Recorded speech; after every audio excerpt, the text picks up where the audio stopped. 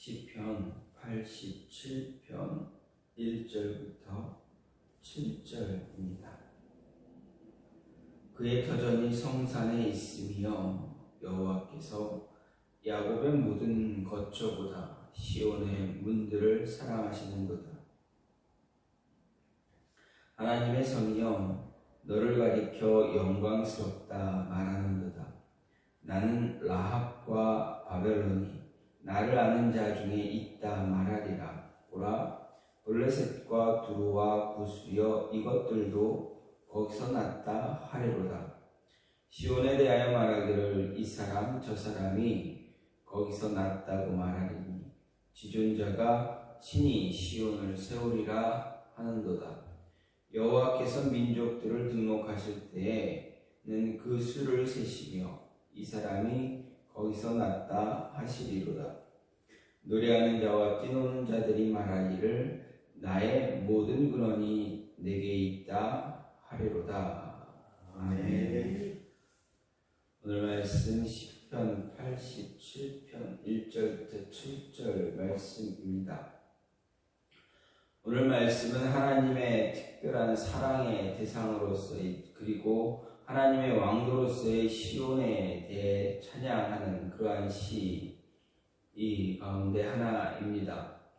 이런 오늘 말씀은 언제 쓰여졌는지 정확하게 알 수는 없지만 대부분의 많은 사람들이 이야기하기를 히스기야 시대에 예루살렘을 포위하고 있던 아수르의 사내립 군대 18만 5천 명이 하나님의 천사에 의해서 전멸당했던 그때의 일을 배경으로 한다라고 하는 사람도 있고, 또 바벨론에서 70년, 유대인들이 바벨론에서 70년간 포로 생활을 마치고 돌아와서 예루살렘 성전을 재건했을 때 백성들에게 용기를 불어넣어주기 위해서 시온의 영광스러운 미래를 예언적으로 노래한 것이다 라고 생각하는 사람들이 있습니다. 이 두 가지의 견해가 있지만 어느 것 하나 단정하기는 좀 어려운 그런 모습입니다. 어쨌든 오늘 말씀 87편 이 말씀은 하나님의 성산 즉 시온을 통한 온 세상의 구원을 예언한 것이다 이야기할 수가 있습니다.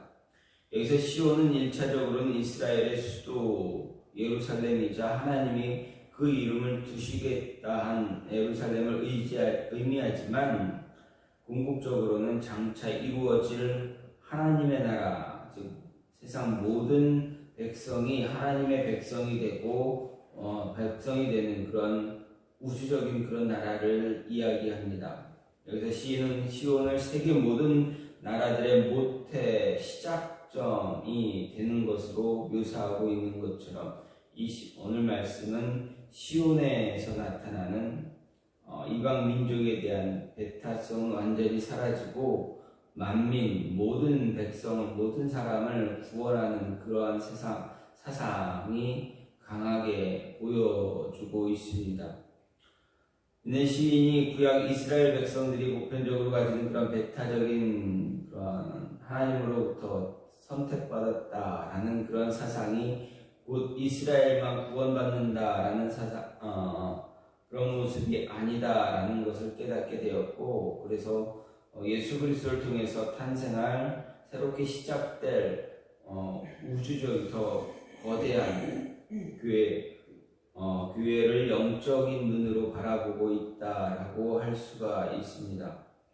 어쨌든 이런 모습을 보면서 오늘 말씀을 간단하게 나눠보면 1절부터 3절은 하나님의 도성으로서의 시온의 영광스러운 그런 모습을 나타내고 있고, 또 4절부터 7절은 이 하나님의 도성 시온을 중심으로 인해서 온 세상에 구원의 역사가 일어나고 있다라는 것을 일어날 것임을 예언한 그러한 내용이 오늘 4절부터 7절 말씀입니다. 이런 가운데서 이런 모습을 통해서 오늘 말씀을 통해서 우리가 생각할 수 있는 그것은 하나님이 임재하시는 곳이 거룩한 곳임을 노래하고 있음을 알 수가 있습니다. 먼저 1절 말씀을 보게 되면 그의 터전이 성산에 있다라고 시인은 노래합니다. 여기서 터전이라는 것은 하나님께서 기초한 성읍이라는 의미의 말입니다. 여기서 하나님의 임재의 상징적인 처소인 성전을 염두에 둔 표현이다라고 할 수가 있습니다. 그리고 성산은 시온산을 이야기하고 있습니다. 따라서 1절은 하나님의 성산이 시온산에 있다라는 말이 됩니다. 여기서 우리는 시인이 시온산을 성산으로 부르고 있는 것에 주목해 볼 수가 있습니다. 알다시피 시온산은 약 700m 정도의 높이의 산으로 그 자체로 보면 전혀 특별한 것이 없는 그러한 볼품이 없는 산입니다. 다른 산들에 비해서 굉장히 볼품이 없습니다. 그런데도 시인을 비롯해서 많은 성경의 많은 기자들은 시온산을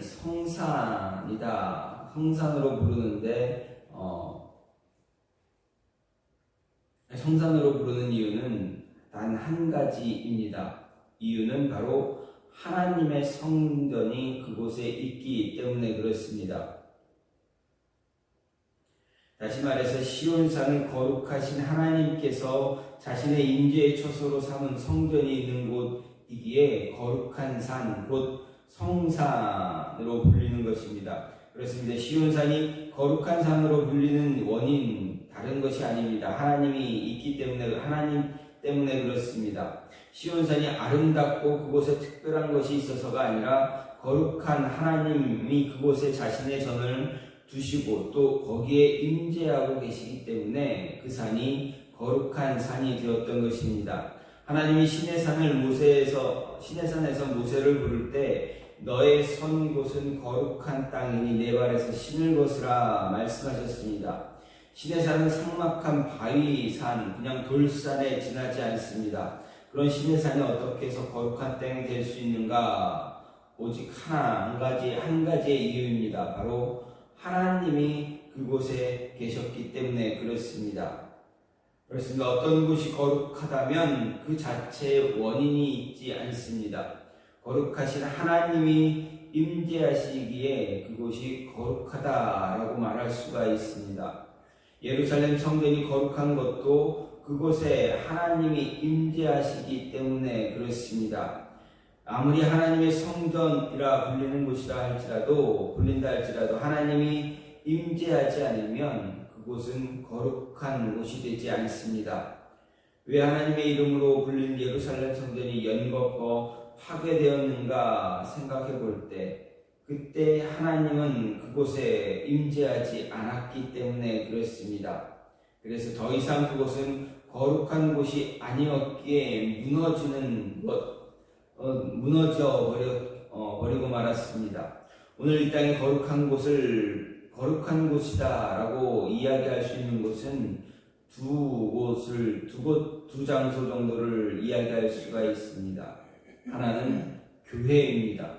교회는 하나님의 임재하시는 곳입니다. 따라서 아무리 초라한 곳이라 할지라도 그곳은 거룩한 곳이 됩니다. 교회가 아무리 화려하고 아름답다 할지라도 그곳에 하나님이 임재하지 않으시면 그곳은 거룩한 곳이 될 수가 없습니다. 예수님 시대의 예루살렘 성전이 더 이상 거룩한 곳이 되지 못했던 이유, 도적의 소굴로 낙인이 찍혔던 그 이유는 건물이 아름답지 않았기 때문이 아니라 하나님이 그곳에 임재하시지 않았기 때문에 그렇습니다. 따라서 오늘날 교회들이 거룩한 곳이 되기 위해서는 무엇보다 교회를 하나님이 임재하실 수 있는 곳, 그런 장소로 만들어야 한다라는 것입니다. 교회 안에서 부정한 것들, 인본주의적인 생각들, 요소들, 모든 것들 다 없앰으로 인해서 제거함으로 하나님이 계실 수 있도록 하나님이 임재하시기에 부족함이 없는 그런 곳으로 만들어 가야 합니다. 그러기 위해서 우리는 끊임없이 교회에서 기도하며 예배하며 찬양할 수 있는 모습 가져야 한다라는 것입니다. 또 한 가지는 또 다른 하나는 무엇입니까? 바로 우리 성도 자신입니다.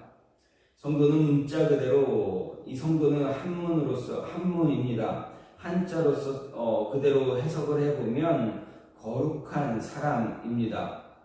이렇게 성도가 거룩한 자라고 불리는 이유가 무엇입니까? 우리 안에 거룩하신 하나님의 영이 내주하기 때문에 그렇습니다. 예수님께서는 제자들에게 분명히 말씀하셨습니다. 내가 올라가는 것, 아버지께로 가는 것이 너희에게 유익하다 말씀하셨습니다. 이유가 무엇입니까? 자신이 아버지께로 하늘로 올라가야 성령을 보내주시기 때문에 그렇습니다. 하나님의 영이 각각의 사람, 각자에게 모든 성도들 한 영혼 한 영혼 각자에게 그 성령이 오셔서 임재할 수 있게 임재하시기 때문에 그렇다라는 것입니다. 빈부귀천을 막론하고 하나님의 영이 거하는 사람 모두 다 성도이고 거룩한 사람입니다. 하지만 아무리 거룩하게 보이는 사람이라 할지라도 하나님의 영이 거하시지 않으면 그 역시 성도가 될 수 없습니다. 따라서 우리는 겉으로 자신을 거룩하게 꾸밀 것이 아니라 우리 안에 하나님의 영이 거하실 수 있도록 하나님의 영이 거하시는데 장애가 되지 않도록 할 수 있는 그런 모습을 가져야 합니다. 장애가 되는 것들이 있다면 하나씩 하나씩 우리가 제거해 나가야 합니다. 우리의 심령을 죄로부터 지키고 하나님의 말씀을 통해서 깨끗하게 정화시켜 나가야 하는 것입니다. 그리고 우리가 머무는 모든 곳을 거룩하게 만들어 갈 수 있어야 합니다. 하나님과 항상 함께하기 때문에 항상 함께할 때 하나님은 우리가 머무는 모든 곳을 거룩하게 하실 것입니다. 거룩한 하나님이 우리 안에 임재하시기에 우리 안에 계시기에 우리가 머무는 곳 역시도 하나님의 영도 함께 머무는 장소가 될 수 있기에 그곳이 거룩하게 될 수 있어야 합니다.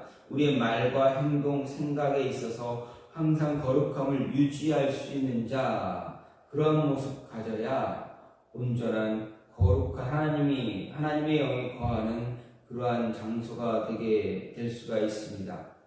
그런 장소가 되어질 때 하나님의 영이 우리 안에 머물러 계실 때 우리는 영원히 하나님으로부터 거룩한 자로 인정받게 될 것입니다. 또 한 가지는 우리가 축복의 통로는 하나님이 직접 세우신다라는 것입니다. 다시 말하면 하나님은 우리를 축복의 통로로 삼으시기에 새 생명으로 태어나게 하는 그러한 기본으로 새 생명이 시작될 수 있는 하나의 기점으로 삼으신다라는 것입니다. 성경 말씀을 보게 되면 4절, 5절 말씀을 보면 시인은 하나님의 말씀을 인용합니다. 나는 라합과 바벨론이 나를 아는 자 중에 있다 말하리라. 보라, 블레셋과 두로와 구스여 이것들도 거기서 났다 하리로다. 시온에 대하여 말하기를 이 사람 저 사람이 거기서 났다 말하리니 지존자가 친히 시온을 세우리라 하는도다. 이렇게 막 고백하고 있습니다. 이것은 하나님의 말씀은 하나님께서 시온을 택하여 존귀하게 하신 이유가 무엇인지 알려주는 그런 말씀입니다. 여기에는 모두 5나라가 언급되고 있는데 이 나라들은 이스라엘의 주변 나라들이자 이스라엘을 괴롭혔던 나라들입니다. 그런데 하나님은 이 나라들이 시온에서 났다라고 말하게 될 것이다 말씀하고 있습니다. 왜 그렇습니까? 왜 그렇게 이야기하는가? 이것은 이스라엘과 원수되었던 나라들이 이스라엘과 형제의 나라가 될 것이다 라는 이야기입니다. 다시 말하면 하나님은 만민이 하나님의 백성이 될 것이다 라고 말씀하시는 것입니다. 이스라엘을 괴롭히고 힘들게 했던 나라, 그런 백성들일지라도 그들도 하나님의 백성이 될 것이다 라는 이야기입니다. 시온을 통해서 그렇게 될 것이다 말합니다. 바로 여기에 시온의 독특한 주의가 있고 그 영광의 근거가 있는 것을 볼 수 있습니다. 하나님이 시온을 만민으로 하여금 온 백성으로 하여금 온 세상의 백성들로 하여금 자신의 백성으로 거듭나게 하는 그러한 모태로 삼으셨다라는 것입니다. 우리가 이런 사실을 통해서 알 수 있는 것, 바로 하나님은 처음부터 만민의 구원을 계획하고 계셨음을 알 수가 있습니다. 그렇습니다. 하나님은 처음부터 온 세상을 구원하기로, 온 민족을 구원하기로 작정하셨습니다. 그리고 그 통로로 시온과 이스라엘을 선택하셨습니다. 문제는 이 사실을 몇몇 영적인 통찰력을 가진 사람을 제외한 대다수의 이스라엘 백성들이 깨닫지 못했다라는 것입니다. 이스라엘 백성들은 하나님이 자신들을 택하신 것이 그들 자신들만을 위한 것이다 라고 생각했습니다. 특히 이스라엘 백성들은 하나님께서 자신들의 신앙의 순수성을 보존하기 위해서 이방인과의 교제를 금한 것을 자기들만 구원하신 근거로 여기고 이방인들을 멸시하고 배척했습니다. 심지어 요나와 같은 요나와 같이 선지자로 부름을 받은 자들 가운데서도 이방인에게 하나님의 말씀을 전해서 그들로 구원을 얻게 하는 것을 싫어한 사람도 있었습니다. 그래서 구약시대 동안 이스라엘 백성은 만민을 구원하기 위한 통로로서의 역할을 온전히 감당하지 못했습니다. 즉 제사장 나라의 역할을 감당하지 못했던 것입니다. 그들이 온 세상의 구원의 통로로서의 역할을 감당하기 시작한 그것은 예수님께서 오시고 구속사역을 완수하시고 십자가에서 죽으시고 다시 부활하시고 승천하심으로 인해서 사도들을 세워 복음을 땅 끝까지 전하도록 명령하신 이후부터다라는 것을 보게 됩니다.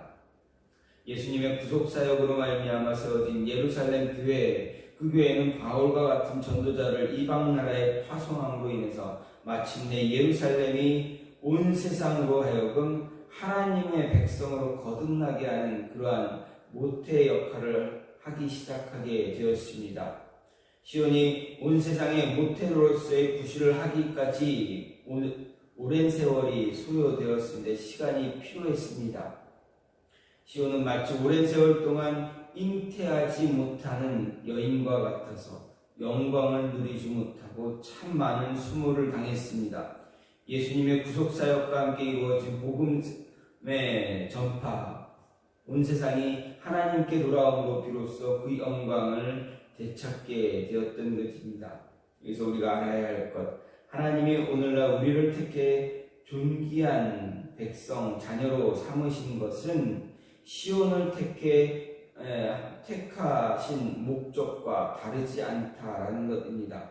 다시 말해서 하나님이 우리를 택해서, 저와 여러분을 택해서 자신의 백성으로 삼은 것, 우리로 하여금 온 세상의 구원의 통로가 되게 하기 위해서다라는 것입니다. 다시 말해서 축복의 통로로 온 세상을 구원할 축복의 통로로 삼으신 것입니다. 따라서 우리는 그 통로의 역할 잘 감당할 수 있어야 합니다. 하나님은 친히 그냥 우리로 인해서 우리로 하여금 축복의 통로로 삼고 끝나신 것이 아니라 우리로 하여금 축복의 통로로 삼으시고 그러한 통로가 잘 될 수 있도록 우리를 붙잡아 주시고 세워 주시고 연단시켜 나가신다라는 것 우리는 잊지 말아야 합니다. 따라서 축복의 통로가 되기 위한 역할을 우리 스스로 잘 감당할 수 있도록 우리는 우리 스스로를 잘 만들어 나갈 수 있어야 됩니다. 잘 빚어 나갈 수 있어야 됩니다. 하나님이 그 축복의 통로를 직접 세우시지만 우리가 해야 할 역할, 내가 해야 할 역할 잘 감당하는 그런 모습을 만들어 가야 하는 것, 그것은 우리의 몫이다라는 것 잊지 말아야 합니다. 우리로 하여금 축복의 통로가 되겠도록 세우시지만 그 통로로 온전한 역할을 감당하기 위해서는 우리가 살아가면서 그리스도인다운 하나님의 백성다운 모습을 만들어가는 것입니다. 말과 행동, 생각 이것 하나하나 모든 것 작은 것 하나하나까지 다 온전히 세워감으로 인해서 잘 유지하고 만들어가고 보수하는 그런 모습을 가짐으로 인해서 축복의 통로 역할을 감당할 수 있어야 한다라는 것입니다. 오늘 시인은 우리에게 시온은 거룩한 곳이다 이야기했습니다. 그 거룩한 곳, 성도, 교회와 성도는 우리는 하나님 앞에서 거룩한 장소가 되어져야 합니다. 그래서 축복의 통로로서 바른 역할, 하나님이 기뻐하시는 역할을 잘 감당해야 한다. 우리에게 이야기하고 있습니다. 저와 여러분이 이러한 역할, 주어진 역할을 잘 감당함으로 인해서 하나님의 영광을 온 세상에 그리고 하나님의 구원을 온 세상에 선포할 수 있는 모습이 있기를 간절히 소망합니다. 이 시간 같이 기도하기 원하는데 하나님, 우리로 하여금 축복의 통로 삼아 주시며